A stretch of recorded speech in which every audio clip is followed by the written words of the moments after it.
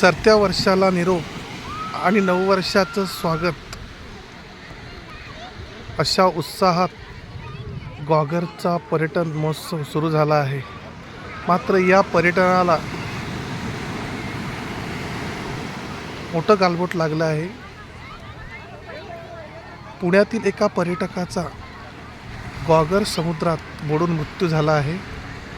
अन्य दोघांना वाचवण्यात पोलीस, स्थानिक प्रशासन, गार्ड, सुरक्षा रक्षक यांना यश आलेलं आहे. मात्र एकाला पाण्याचा अंदाज न आल्याने पोहटीच्या वेळी त्याचा बुडून मृत्यू झाला आहे.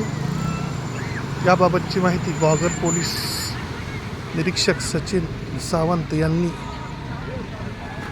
दिली.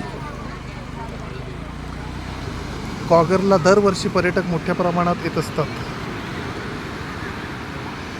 गेल्या 3-4 वर्षात येथे ऐन पर्यटन हंगामात कोणतीही दुर्दैवी घटना घडलेली नसली तरी यावेळच्या घडलेल्या घटनेने पर्यटकांमध्ये एकच खळबळ उडाली आहे. काही अतिउत्साही पर्यटक समुद्रात पोहायला जाऊन व येथील पाण्याचा अंदाज न आल्याने ते येथे फसत आहेत.